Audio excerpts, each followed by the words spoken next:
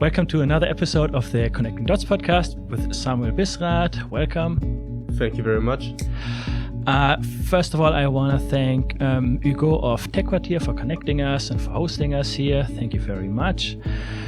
Samuel, let me give a brief overview of what you do, what you did. So you're currently studying sports science at Goethe University, right? Mm-hmm. And business administration also. Of course. And just to notice. You played football on a high level, on a competitive level. Now Right. you're soccer and athletic coach at Kickers Offenbach. And our main topic for the conversation is Outdoor Kids, your startup that you started 3 years ago, a platform for outdoor sports activities for kids. You also worked in social media marketing and business development in the past. I'm really looking forward to talk to you. All right.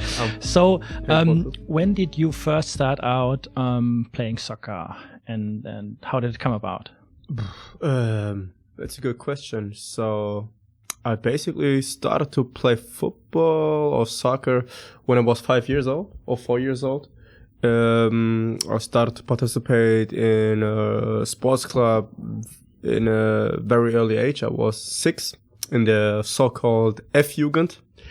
And yes, this was like to start off the journey from my, I would say, football career. In my youth, I started with 6 and I played in my neighborhood till I was 10. And then I changed to a little bit bigger club. The name is Rot-Weiß Frankfurt. And from this club then I played from there also in 2-3 other clubs on a very high level, like the highest level that we have here in Hessen. It's the Hessen League. Mm-hmm. And yes, and I played myself, I think, till I was 22 or 23 for the first team in Frankfurt, also in the 6th division. Regardless if I became pro or not, I think it was a very, very, interesting and very valuable time for me, yeah, and also for my personal growth, not only about the football skills. That's what would be interesting for me and my listeners. What did you take out of it, like for your life, or in terms of performance, in terms of work? Is it a kind of work ethic or resilience? Like, what did it bring to you? Not only for your football time then, but for like maybe your life, your time later in life? That's a good question. I think that what I like so much about sports and is definitely the learning character of it, and that sports can teach you valuable life lessons for your life also beyond the sports you're doing. Yeah? It's about resilience, like you said yourself. How am I able to address and how do I behave in certain situations? Am I able, to get up again if it's not working good for me? If I don't play, for example, if I am for a longer time on the bench, how's my reaction to this? How do I react to injuries, for example? It's a lot of lessons that the game can give you, that sports can give you, about sportsmanship, to be a team player, to value other people, to have respect for other people. The list could go on, but I would say the most important thing is that sports. What I like about it is that it has more than just the sports aspects. I also have a lot of life lessons that it can give you. I think there are a ton of analogies to the startup life, right? Oh, definitely. Like getting back up, or definitely. Sometimes when you're spend time on the bench, maybe it's the time where something with a product is not working or whatever, you know. Yeah, exactly. We could find a lot of analogies there. Yes. And then when did you go from football player to football trainer? So the transition was quite randomly, I would say. I was still playing in as a first team player, and but there was always like a desire to be also a trainer, to see the game from from the other perspective, and to make the decisions your own, and to build a team, and to to have your own philosophy of the team and how you play. And then there was coming like randomly an offer from a good friend of me. He was a football trainer in Blau-Gelb in Frankfurt. It's here in Frankfurt area, and he told me he asked me if I would be interested in training a team. It was the under-16s, and I said, hey, okay, yes, it sounds interesting, why not? And this is how I came to be a trainer. And then I ended up doing both at the same time. I played myself still, and I trained, and I was a trainer at the same time. But of course, at some point then I had to make a decision for myself, because time is a limited resource. And then I said, okay, I want to see where this is going. So I decided to follow the direction of being a trainer. And does being a soccer coach give you something that being a soccer player did not give you? Like other lessons, other approach, other experiences? Of course. That's a very, very, very, there were like very important things that I learned from it, and that gave me much more perspective on things. And I think the most important thing is that when you're a trainer, you are automatically running an organization. So you have to lead at least 15, 16 players. Maybe you also have an assistant coach, and you have to talk with the club responsible people from the club. So I think you have a far bigger view of everything. And of course, it's also that you have much more responsibility. It's more about you as a person and your character and your ability to lead the people, to gain the trust from the people, from your team, and to give the team a direction. Yeah, and it's what leaders do. Yeah? Leaders give a direction and they go in front. I could imagine that. I mean, from what you're describing now, I could see that Outdoor Kids came very organically out of what you did previously, right? Did you have the idea for it actually when you were a trainer, or how did the idea of Outdoor Kids come about?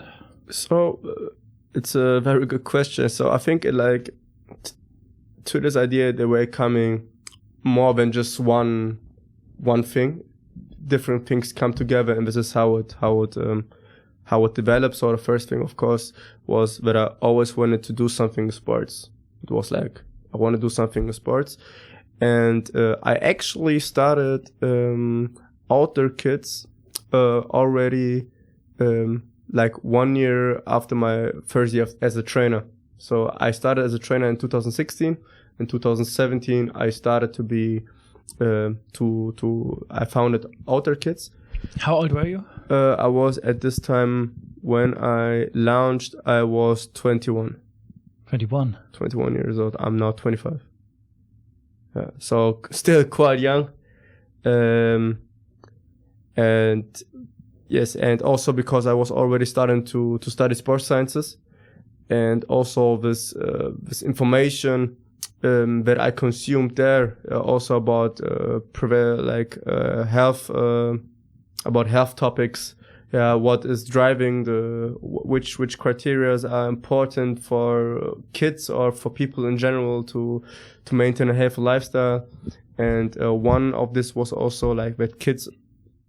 It's very, very important that kids are able to start having regular sports when from an early age on.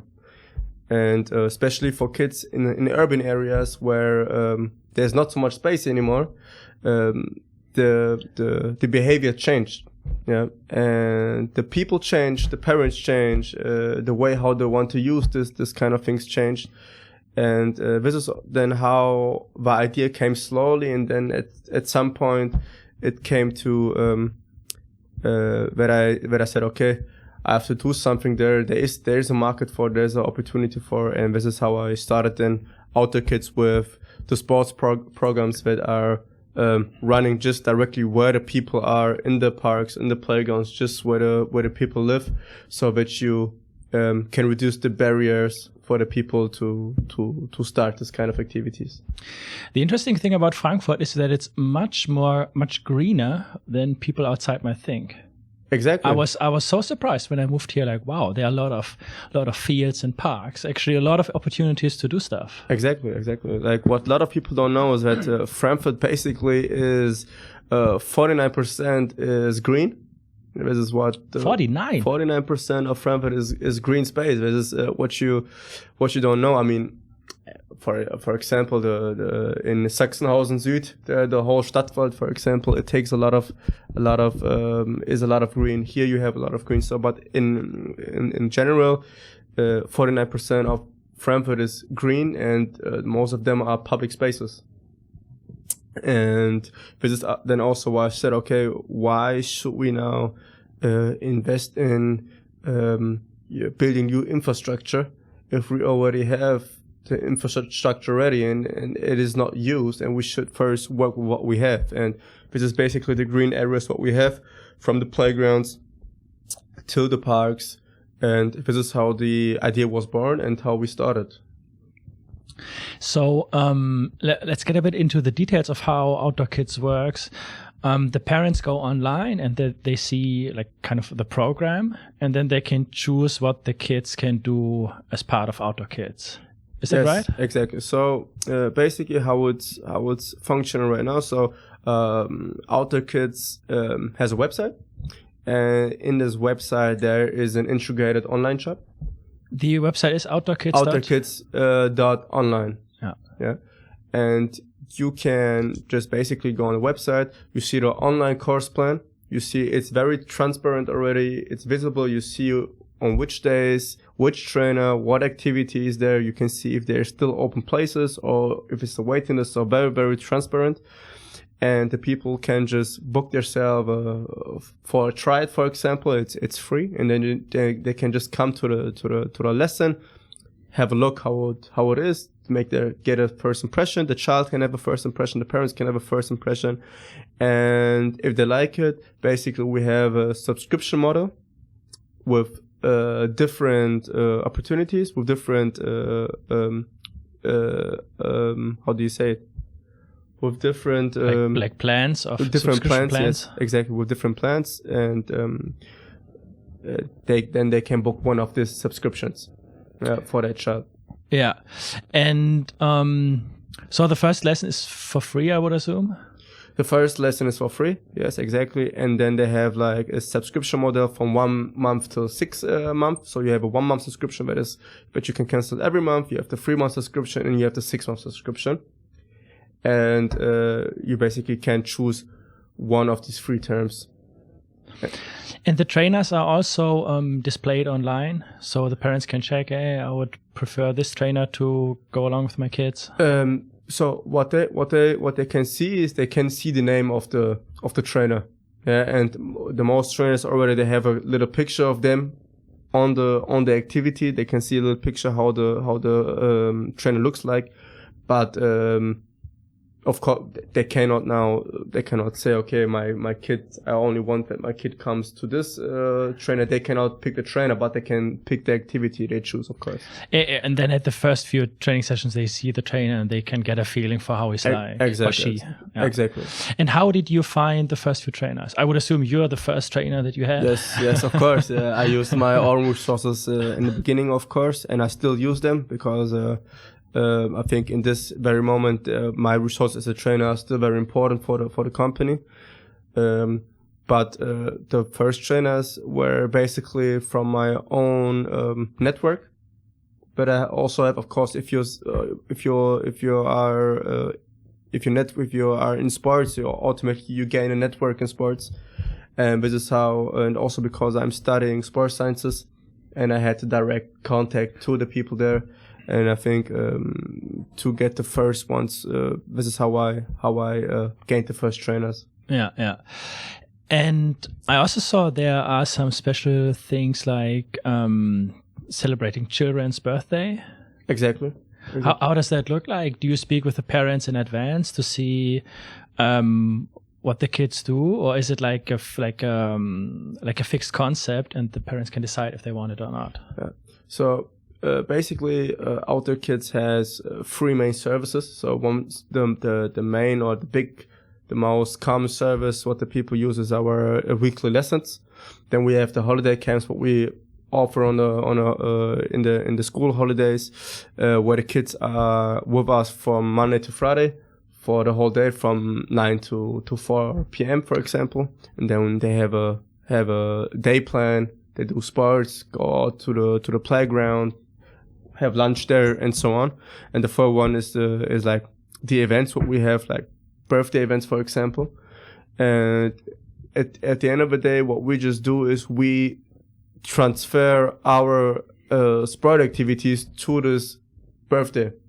So at the end of the day, we have it's the same concept. We take our sports, from the normal sports lessons, and if a child or the parents say, okay, we would love to have a birthday for our son, and he loves football, for example, we would like to have a football trainer for his birthday, and then the football trainer comes with the equipment on the certain location, and then for the amount of time that we have arranged or what they have booked, then they have a football trainer, for example. And how many trainers do you have in total? So basically now, including me, we have 14. Okay, so 14 trainers. And is there like a dedicated team of like administrators and other people that help you out with the like behind the scenes stuff, yes, so to say? Yes. So behind the scenes are like basically currently 3 people working. It's me, and then I have one colleague that is responsible for administrations, and one colleague that is responsible for online marketing and marketing in general. And are you currently looking for more specific people? I mean, for more people that have a specific job, or like what's the status of the team and the look ahead? Mm-hmm. So what we always are keen to looking for is for new potential trainers that enriches our team. Of course, it's the most important thing, the most important resource for us is to have good trainers. They have good trainers with good social skills. That is the most important. That are very good in communication, and are also able to that have a good organizational skill.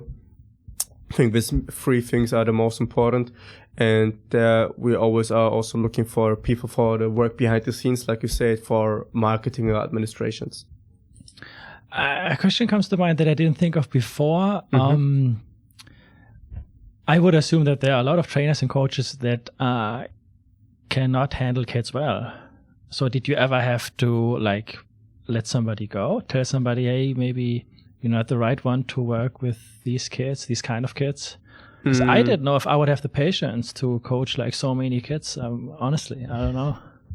So actually it is, with coaching, it's the younger the kids are, the more complex the work is, of course. Yeah.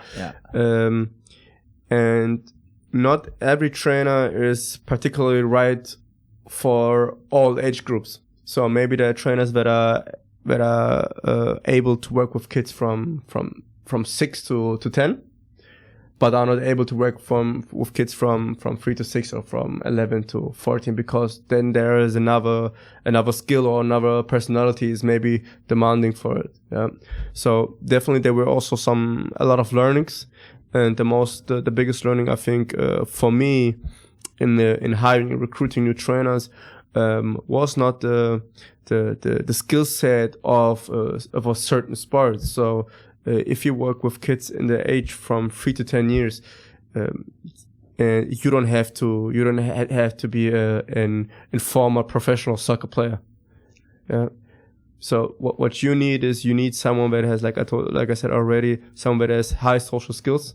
Yeah, that the kids are able to trust, but the parents are able to trust, that is good in communicating with the kids, that has a lot of empathy for the kids. High emotional intelligence, maybe, right? Yeah. So exactly. That's like empathy. That's what empathy also is, like an acronym maybe, like empathy and like this. So like emotional intelligence. I think this is like the most important skill set, and this is like a skill set that is not teachable in or let me say like that, is not that teachable like teaching someone the skills how to make a good football training. I think you either, I think you can learn to a certain degree to be emotionally aware and get trained to it, but for training and coaching, I would assume that there are maybe more like natural types of trainers, and some would maybe have more of this emotional capacity or emotional ability. And do you have, when you onboard a new trainer, do you have like specific things you tell them, like a specific little training maybe where they get like get in tune to like what they are about to do? That's a very good topic. So but actually, like, this is something that we are currently working on. We're currently really trying to structure the hiring process of a new trainer, and we try to build like this trainer journey on from the first contact till his first class, for example. How we can help him, what do we have to expect from him, what kind of trainer do we need, what kind of trainer profile we need, how can we promote him also. These are like a lot of different questions and things that we are thinking of, and we are about now to develop. Also, we are developing an employee handbook. So a handbook that new trainers will get, and in this handbook it is written everything about the company that is important for the new trainer to know. So from the vision to the way we work to their specific tasks, when they have a lesson, what they have to be aware of, what they have to promote. There are like these kind of things that we are trying to give him as a first introduction, so that every trainer has a common understanding of what is very important, or what are the most important things if you work here with older kids. Actually, very similar to a onboarding process of new employees, right? It's the same. At the end of the day, trainers are also employees. Yeah, they are also employed by us. Like, what kind of contract is it? So it depends. There can be, some of them are freelancers, some of them are working on a 450 mini job, some of them working as working students, for example. So they're basically also employed by us, some of them. And at the end of the day, you have to have the same process like if you hire someone for marketing or something. Yeah, and do you, before I ask the next question, do you want to scale outdoor kids, or should it be locally, like by design, deliberately locally for Frankfurt? So I know that's a problem that people wish they had, but still, I mean, for that, then later the specific recruiting process for trainers or onboarding process would be important, right? No, I had to laugh because this is like why we are doing all those things. We do these things like to build structures, to have a plan, of course, to be able to have a standardized process that we are able to scale the company. So at the end, yes, we want to scale the company, and we will also scale the company. And for this process, to do this, you have to have a very, very good hiring process, a very efficient hiring process. You need very good marketing. You have to be aware of. You have to have a good maintaining and collecting of data from your customers through the various softwares that we use. with these things, if these are like laying the foundations for scaling the company. And what the next cities, if you could like decide, what would be the next cities? Mainz, Wiesbaden, Gießen. So the plan is to New York. I think it will be too far. The idea is to scale and to expand first in the Frankfurt area. That means, first of all, in the next year, we want to scale rapidly now in Frankfurt more. And from this on, then to expand to the next cities, to the big, like Darmstadt. What do we have? Also Mainz, what you already mentioned. Wiesbaden also, yes. And also maybe Kassel, like starting with Hessen, to have like the 4 or 5 biggest cities, and from there on spreading then also to other cities. Yeah. Very exciting phase. I would assume that Corona helped your business quite a lot, right? Why? I mean, outdoor activities for kids are maybe more comfortable for the parents to take than indoor activities. So basically, currently, doesn't either you are an outdoor activity provider or indoor provider, so it's both closed. So you can okay right now, yeah. So in the first lockdown, we were same? also closed. Yeah. So we are closed also at this very moment. We are also closed. We are only allowed to have our activities in the locations of the cooperation partners. So, for example, the schools, the kindergartens, what we have, there we are able to have our activities because it is happening in the environment of the school or the kindergarten. It's the law. But actually, we are also closed right now.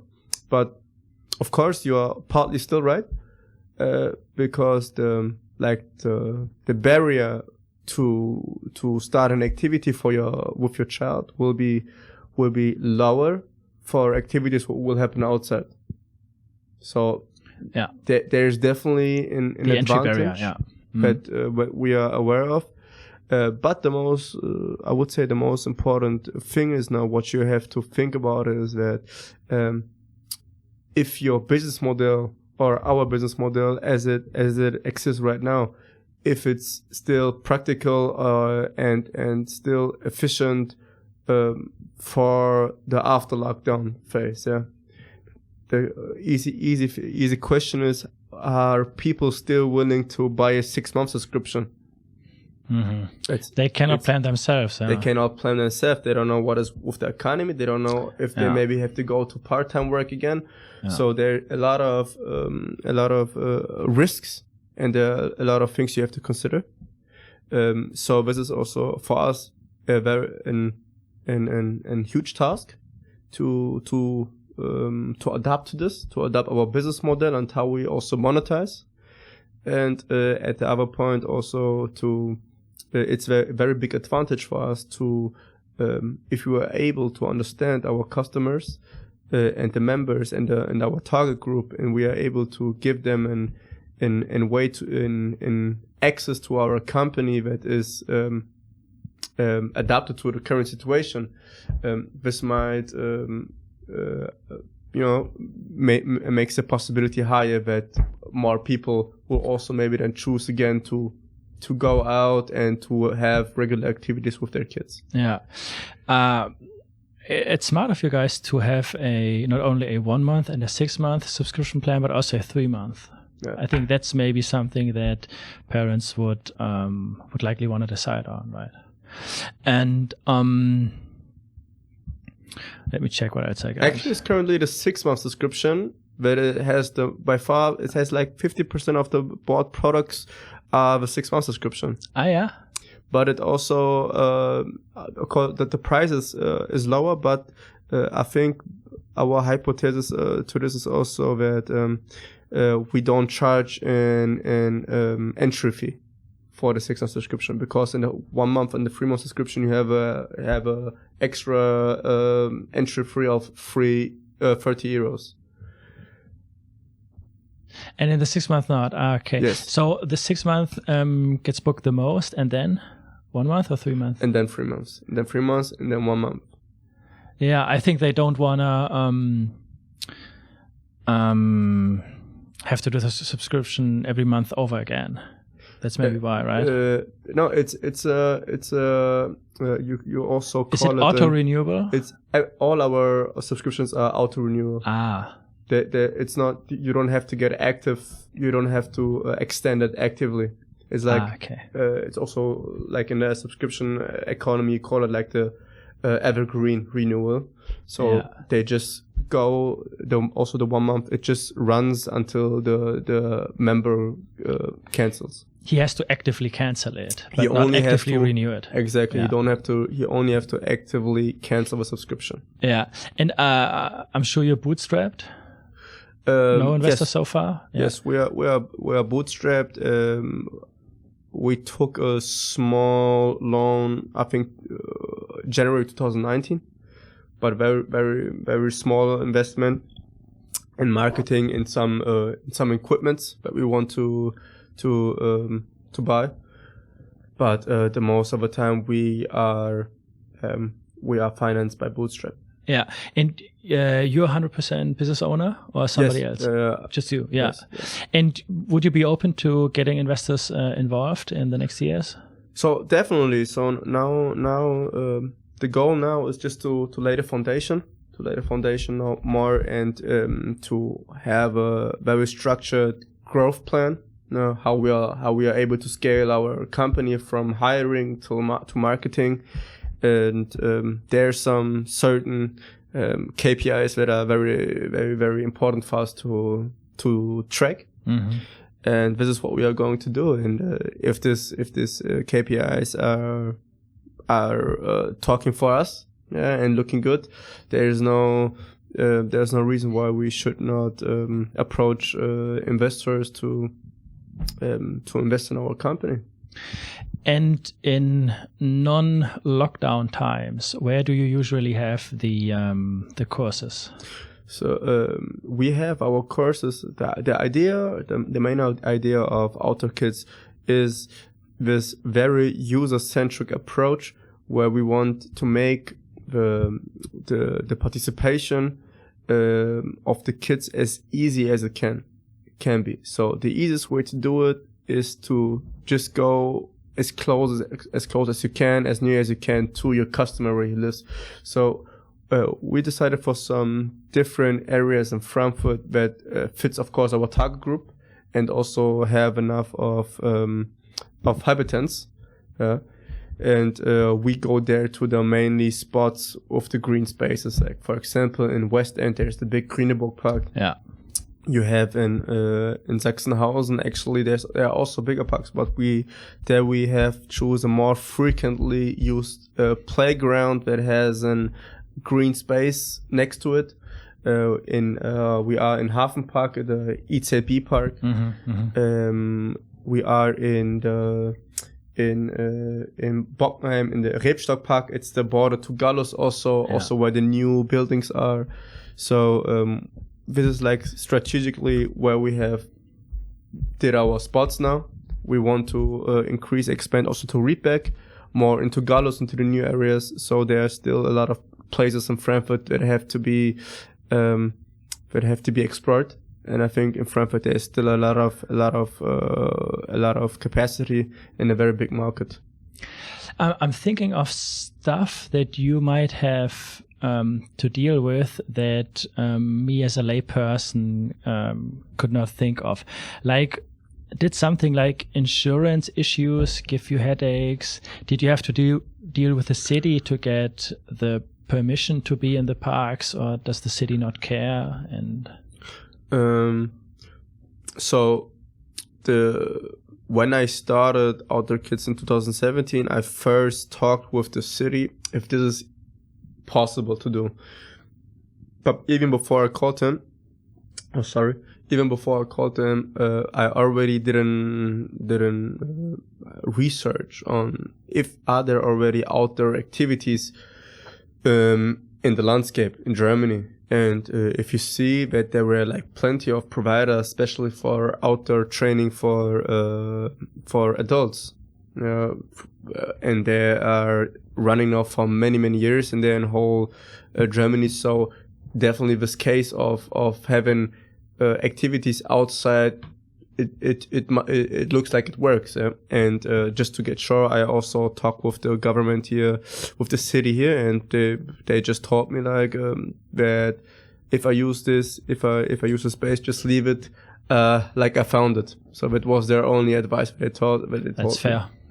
I think that's fair.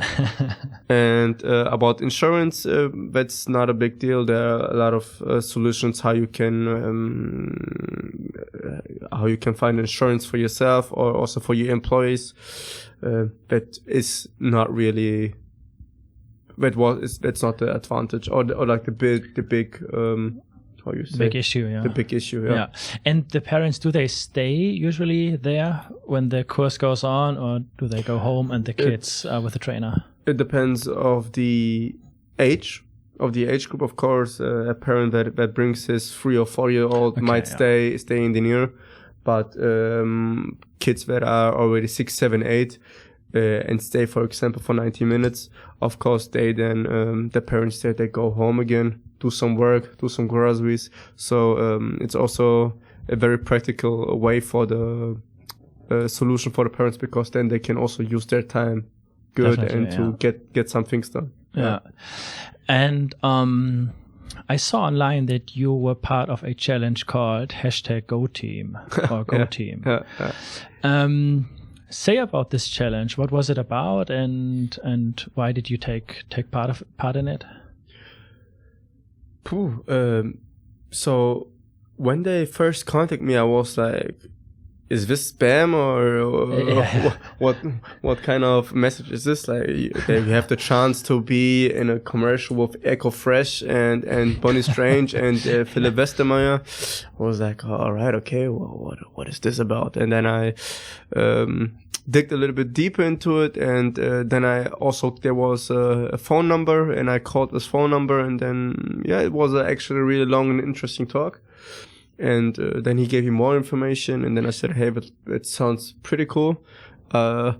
We definitely are in and want to be part of this." And this is how the cooperation came. And then we had the producing day in Frankfurt in a soccer hall, and I met all these free VIPs, if you want to call it like this.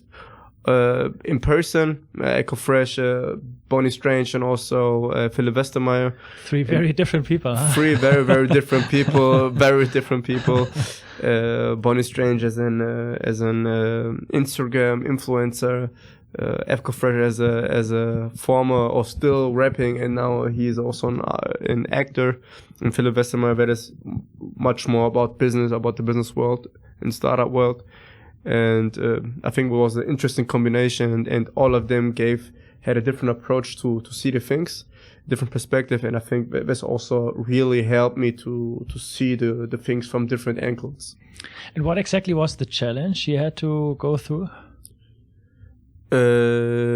What do you mean by challenge? I thought it was a challenge where there are several people competing. No, it's not a challenge. It was, at the end of the day, it was like that. They choose 5 companies from 5 different cities, and and at the end of the day, they just helped these 5 specific companies with their online performance. Okay. So improving the homepage, giving it a better look. Exactly. Better headlines, maybe. Exactly. Okay. And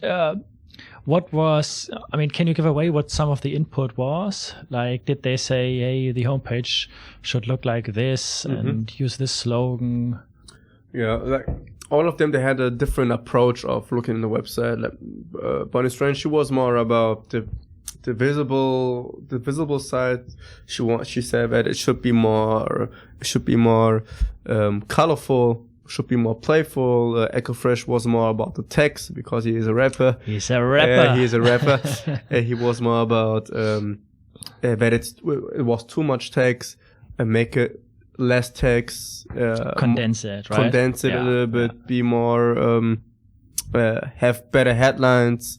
Yeah. And Philipp was more about, Philipp Westermeyer, he was more about marketing performance, about the landing page, how it looks like, is it from the business perspective, does it make someone want to buy or not? He was more about to build more this trust, to build, because he also has 2 kids himself, and he said try to build more trust over your website. The 3 approaches. I think the colors are mainly green and yellow. Yeah, green and white. Yeah, I mean, green looks like a bit orange. Yes. Makes it look friendly and open, trustworthy. Yeah. And Bonnie Strange, what was some of her input?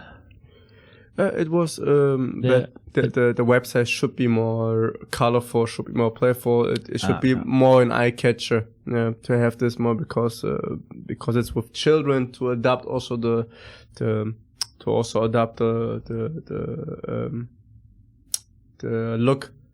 look of the website to the customers what we are approaching. To the parents, it's something for children, so it should be more playful, more colorful. Yeah. Yes. Yeah. Maybe a great example for how 3 very different people can have very different input, but overall all 3 different criticisms or feedbacks very valuable, right? And make it look like a very round product, right? Exactly. Yeah. It was a very good learning, and this is also where I saw that it's very important to bring people from different areas together to have more than just one perspective on one thing. Yeah, I think this was very, very interesting. Diversity and yes. What's the name for when you collaborate through different business areas? Interdisciplinary? Interdisciplinary. Yeah. And were you nervous or were you relaxed? I would be nervous because I would think, oh shit, now I gotta deliver. I was actually I'm the type of guy, I only get shortly nervous, or I get nervous just before it starts. I'm the same, yeah. I just get nervous before it starts. The then day 5 minutes before in, it's or fine, something, right? It doesn't. Yeah. I don't even think about much. But if it's really if you see, they build a whole set, they are all now here for you. You have to perform now, and then you see, there's Eko Fresh and Philipp, and then you say, okay, I should better perform now. Of course, then you get a little nervous in the beginning. It's the same here with the podcast, of course. In the beginning, you are a little bit more tense, maybe, or maybe a little nervous, and then with the time, you open up more, and it gets easier. It's fascinating how quickly people adapt to the situation. Exactly. Yeah. 5 minutes into a thing that I'm nervous about, I'm like, okay, feels normal. Yeah.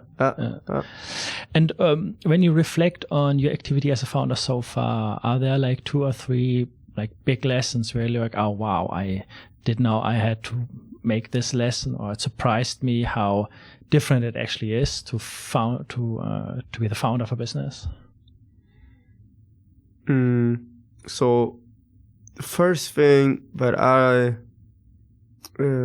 one of my biggest learnings, or what I just said, it was not during Corona, also during the first lockdown, was about focus, and was about to always know which part of your business is the most important. This is, I think, something that can get founders, because they see a lot of times different opportunities, and then they say, oh, maybe I can do this also, and we can do this, and we can do this, and there's maybe a new market. And I think this is something you have to be very, very, very cautious with, and you have to be very aware with, always to know which people or which activities or which people are the most valuable and the most important for you, and and it also showed me what is the most important for the future. So just give me from a little bit more business case, from a business view. So 2019, we said like to make the changes, say, okay, it makes maybe more sense to work with cooperation partners like schools and kindergartners, to have them as a multiplicator and to have direct access to them and to work with them. And at this point, we did not put so much effort anymore into the acquisition of new members for our own activities. So we were like in a, you call it in the subscription economy, you call it like a subscription equilibrium. Like it's like nothing. It's always like steady growth. It's like steady. It's the one line. The churn rate and the people that comes new in, it's always the same. It was okay, but at the end of the day, we focused so much on building new cooperation partners, and we did a lot of new cooperations, but then Corona came. So, and what happened then was very, very interesting. So in the Corona time, it was then like that. All this new business you gained, all this cooperation partner, it was closed by one day. Boom. Everything is finished. Yeah, the very valuable cooperation partners suddenly not so valuable, right? Suddenly not so valuable anymore. And the customers that we own ourselves, they were extremely loyal to us. So we had one cancellation of nearly 200 subscriptions. So most of them stayed throughout the first lockdown. 99%, more than 99%. And also, and now the second lockdown, 100% of the customers are still active customers.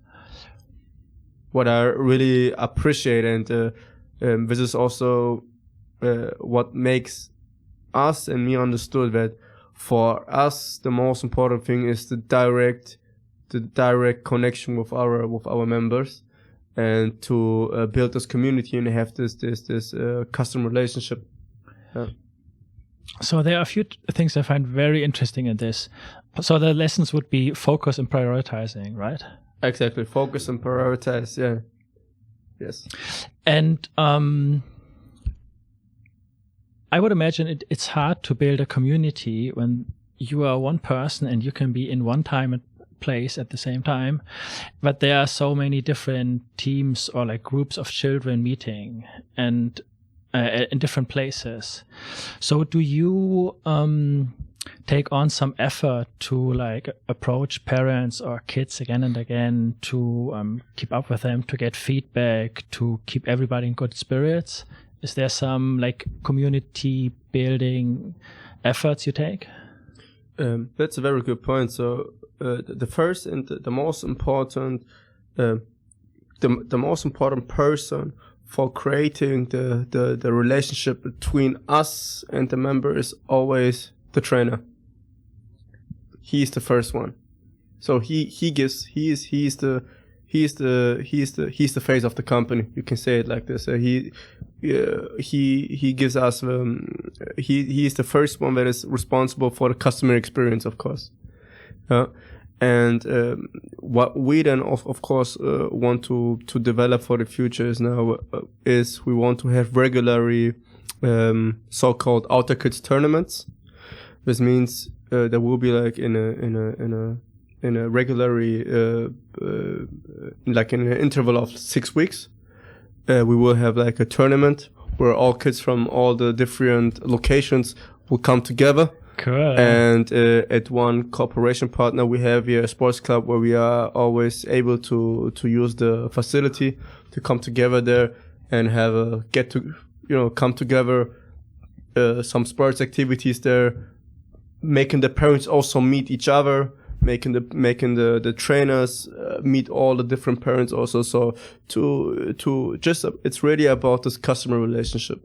Of course, now we have to look in which ways we can do it, because if we bring all people together, then it can be easy 300, 400, 500 people. But it's a direction, to have like regular events, how we approach the people, how we get them together, something special. That sounds really cool, and I can imagine very well that the kids get super excited when they hear about the tournament, because kids often have this natural sense for competing and beating the others. Yeah, I mean, and this is not also only from it is from one point. It's something that you want to do to build the community and to build a customer relationship, but it's also as our kids are growing, their interests are developing, and also the needs are developing. So for a child that is 7 years old or 8 years old, he wants this competitiveness. He wants to have like a regular event where he can play maybe against someone else, maybe if he plays football. And this is like what we also have to think about. Okay, how can we hold also these kids and these people with us, and that they don't go to a sports club, for example, where they have like, for example, every week this competitiveness. But parents don't want a lot of parents don't want to have this weekly this weekly activity, where they have this weekly how do you say it in English? Responsibility, obligation, like this weekly obligation to be there for the game. So we say, okay, we also give the kids something like this in this way, like a tournament, bigger tournament, but it's happening every 6 weeks. So it's not an obligation to be somewhere every week. Yeah. It's very interesting. And what sport activities get picked the most? Football, right? Yeah, football is still by far the most famous sports, especially for kids that are from 5 years, and the boys especially. They will also have kids, but the main participants they are boys. Then we have also our starter activities for the kids that are starting is very famous, where we have like parkours, small easy games, learning to throw and catch the balls, like the starting of sports, the fundamental skills. And then we also have rugby, that is also developing right now, and but more among teenagers and not no kids, like right? rugby, it's like for kids from 3 to 10, like young they want to play rugby. So with 5-6 years they start to play rugby. Oh wow, okay. Yeah, but not that rugby like how you know it from the movie. So it's this tag rugby, not like the All Blacks. No. they just tag each other, and we want to increase also the sports, the different kind of sports that we are providing. We also want to have more international sports, and also sports that is not so much common in the sports clubs here in Frankfurt. We also want to have like American baseball. American baseball is very interesting. Also like athletics is very interesting. Leichtathletik, athletics. Like freeletics too. Yeah, we're also often like boot camp kids. So is a functional training program for kids that are training just with their own body. Yeah. Okay. And do you sometimes have feedbacks of the parents, like what the trainer could do different, or what other sports activities they want, or like general feedback of the parents? So you get sometimes you get feedback from the parents. This is also something that this engagement, this is something which we also want to increase. And what we really want is also very important for scaling the company and growing the company, is to have this very user-centric approach, like I already said, and to engage our active members to give us new ideas, what they want to do, what the kids maybe want to do. And to have regular contact with our members to get new ideas, to start new activities. And this is a very, very good approach how you can scale and grow and enrich the activities which you have. What was so far the most rewarding experience or thing to happen with Outdoor Kids for you? I think one thing was definitely the GoTeam campaign. was definitely a highlight, I think, to be there with these 3 people in a campaign that has more than 1 million views on YouTube. It's huge exposure, yeah. It's huge. But I think a very what makes me keep going is really to see how much joy the kids and also the parents are consuming and using our product. And this is not like a big event. This is like something that always comes like from time to time. And for me, the most rewarding thing is really if I go to one activity and I see the kids and I see the trainer and I see the kids and I see that the kids are having a good time. I think this is for me by far the most rewarding thing that I can have, and this is what I try to achieve. And this is what we work every week for, that the kids come to the activities and they have a good time. That's great. Yeah. I mean, there are other currencies besides money that definitely that make you realize what you do is worth a specific thing. Like, hey, it makes them happy, or parents give good feedback, or somebody's interested in doing a podcast with you. Exactly. So I would like to come to a close slowly. Do you have specific sources of inspiration, of motivation? Could be books, TED Talks, podcasts, mentors, whoever or whatever. So, first of all, I'm a very big podcast fan. Like, I told you already about this. I will also follow now your podcast very, very briefly. What are your, let's stay there for a second. What are your favorite podcasts? My favorite podcast, by the first by far, of course, the On Air podcast from Philipp Westermeyer. From your mentor, actually. From my mentor. I also like the TED Talks. Yeah. I think by far the most interesting TED Talk that I heard till today was from a person that I also follow a lot, is from Simon Sinek. Start with why, Simon Sinek. Yeah. Yes. That is really damn good. Yeah, this is awesome. This is really inspiring, I think.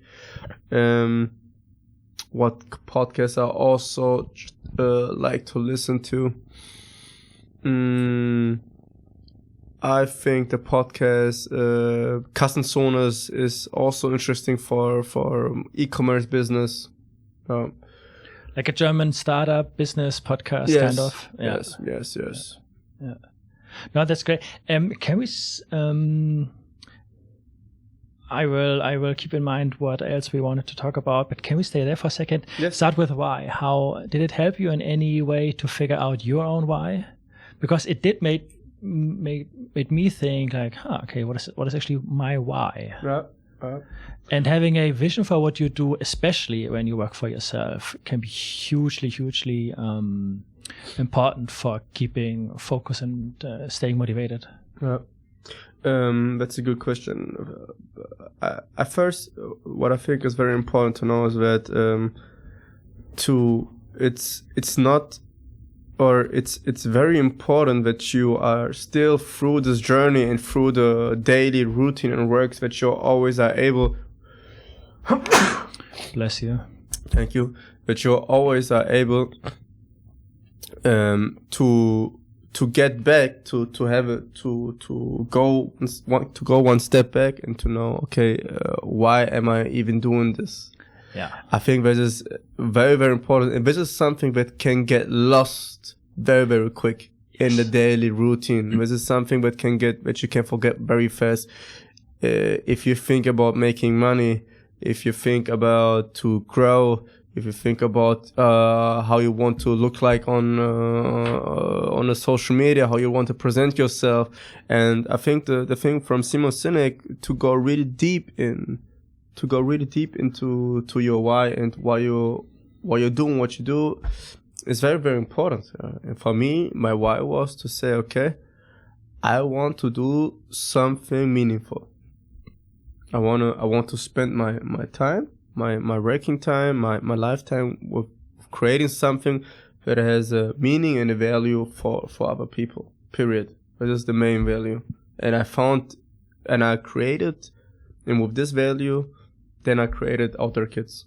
Yeah, I'm creating value to the kids, to the parents, to the society in general. Yeah. Those were a lot of good points. I noticed too that this is maybe the year that it's the easiest for me to lose focus and because I feel overwhelmed so often. Because there are still so many opportunities. But we also have the corona restrictions. Yeah. We have a problem everybody working for him or herself, and employees too, a problem in planning. Yeah. How can you plan a business like yours when you don't know if December you're open or not? That's a very good question. I mean, it's the 17th of November, and you don't know if in 2 weeks you can open again or not. Yes. That's fucking hard, and it sucks. Yeah. Really fucking sucks. Yeah. And but there's some inspiration or like guidance in finding your why or in refocusing on your why can be hugely influential. And there are sometimes, if I can share that, there are sometimes take some time for myself to go for a walk or to just lie on the couch in bed with nothing else and just resettle and listen to this like voice inside. Not the monkey mind up here going, hey, you gotta make money, you gotta call him, you gotta do this, but like your true voice inside. Yes. That I find very very inspiring and gives me also some something to hold on to in hard times, because also for me it's not an easy year at all. Of course, it's not an easy year for everyone. But the way I try to see the situation is also that every crisis gives you always an opportunity to reflect what you did before the crisis, if it was really the right way, and for the future. A crisis always also give you opportunities, and it doesn't matter in which ways you want to use those opportunities, but you should always know that crisis not only bring bad things, it also brings opportunities with it, and you should make, from my point of view, you should make sure that you give all you can and try your best to create the crisis as best as you can. And I think that is the mindset that can help startups or founders in succeeding despite hard times. And I heard this year from many founders on my podcast and also like privately or wherever, that they just approach the crisis differently as employees, I think. I mean, not all of them, of course, no, but not all of them. But of course, I see a big difference in mindset and attitude there. And I find it so inspiring just to be around people that see this as a chance to do something new and to succeed despite hard times. Yeah. I mean, definitely, it's a tough time. We don't want to. It's real. The situation. We all know what that the situation is very tough for a lot of people, for a lot of companies. People lost their jobs, and so on and so on. But still, currently, we cannot change the situation. So I think in life, it's always like you have to adapt to the situation. I mean, it was always like this in the world. It's always the ones that have the mindset and are ready to adapt, to learn new things, to adapt to certain situations, to also maybe to be open-minded, also to change their mindset. I think these are the people that have a great chance in life also. And for me, I mean, I'm 25 years old. Of course, I have a business. Of course, it's not running good, but still, I say I think if we are able to use this time good, if we are learning, if we keep developing, if we keep working hard, we can also come out in 2021 as one of the winners. So it's always how you look on this kind of things. Yeah, that's a matter of perspective and attitude. Yeah. Before I changed direction in our conversation again and again, I was asking about sources of inspiration. Oh, can you think of additional sources of inspiration, like mentors, friends, books, specific books? Like, see, you mentioned Start With Why. Yeah. Yes. So I think I really like to look to people that did it already, or that have that impressed me. So, for example, of course, Elon Musk, like the mainstream, but Elon Musk is really this huge skill, this amazing skill to be so resilient. It is unbelievable. Yeah, he sets the bar embarrassingly high. It's this resilience level. It's like impressive, and this is something that if I would only have this resilience like that he has, I think the company would already be somewhere else, maybe. Yeah, give me 10% of his energy and resilience, and I would do big things, man. And definitely, and also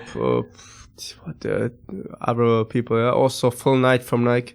Phil Knight, very, very interesting. Shoe Dog is his biography. Shoe Dog, right? yeah. Did you read it? I could recommend it. I am now at the half. Yeah. But also before I wrote this book, I read a lot about him. So also about his way of finding his way was very interesting in this risk taking. And I would not say that I don't want to use so many names now, to throw so many names now. I'll just say what I like. I like people. I admire people, and I look up to people that tries to get their plan done, or like, how do you say it best in English? To execute on the plan, on the vision? Like to actually really stick to the plan. I like these people that are really resilient and never give up, and have so much passion for their idea, and that are so creative in finding solutions in how they react to setbacks, and really to have this high expectation of what they do with their lifetime. And this is like what I admire the most. So. A lot of great people leave blueprints, leave ideas and like specific plans of how you can do it. Exactly. So there's definitely not too little inspiration, like potential inspiration and resources. Yeah.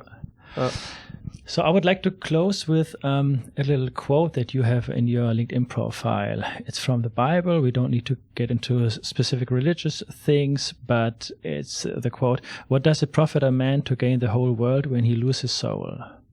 Exactly. What does it mean to you, or why did you pick it? Like, as I told you before in the topic of Simon Sinek about finding your why, I said it is very important to know what you do, to know why you do it, and to have meaning, and to have deeper meaning of what you do, not only to gain money or to be super successful. I mean, these are very superficial goals. Yeah? And I think what I want to, why I like this quote so much is that it reminds you that we are all still human beings, and that we all are, we should all try to add to this world something, and not to consume the world in you, and always to have something, the certain skill that you have, the certain abilities that to use the skills, to use this talent you have, and to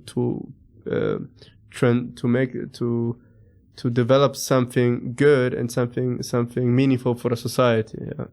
And this is what I mean with this quote, is like, it doesn't bring you much if you have everything, but at the end of the day, you don't have your identity anymore, or you don't even know who you are, why you did it. That's why I like this quote. Yeah, I mean, there's this interesting picture that sometimes gets brought up in front of your inner eye when you think of the unhappy billionaire, right? Exactly. Like, what is $1 billion worth if you're unhappy and alone? Yes, exactly. And this is basically why I think it's very, very important for the people to understand that life is more complex than this. Life is not black and white. Life is not when I have 1 million in the bank, I'm happy, or when I have open up 10 companies, I'm happy. It's much more complex. I think it would be too easy if you just have these superficial goals and don't dig deeper into it and really creating value for the people. Yeah, I think that's a really great closing word. So Samuel, thank you very much again. Thanks to Hugo from Tech Quartier, and thank you too. Any last words or places where people can find you? I mean, online, where if people want to reach out to you, if you want them to reach out to you, where should they do that? So if they're interested in our services, maybe after the Corona time, you can always check on outdoorkids.online our current course plan. Or if you're interested in a birthday party, or also then later for the holiday camps, you can always check there. We will also launch in 2021 our own mobile application. So your app, cool. Yes, you will have our own app on both for iOS and for Android. So you will always have our activities in your pocket. Cool. And yes, to all people that are interested in working with kids, that are interested in business, I'm always happy to talk and to connect. And yes. Should they find you on LinkedIn, on Twitter? Yes, they can find me on LinkedIn over my name, Samuel Bisrat. They also have my phone number on the website if they want. Okay. So I will put it all in the show notes too, so yes. It will be easy to find you. Yes. Again, thank you very much, and all the best for you. Yes, thank you very much, Christian. Thank you very much for tuning into the podcast. If you liked what you heard, then please subscribe to the podcast on whatever podcast player you prefer. Consider checking out the videos on YouTube, on the YouTube channel. You will find it easily. And if you're really a fan, if you really like it, then give me a 5-star review on Apple Podcasts. It would help me a lot in letting the podcast grow and making it bigger and get even more amazing guests in the future. Thank you very much.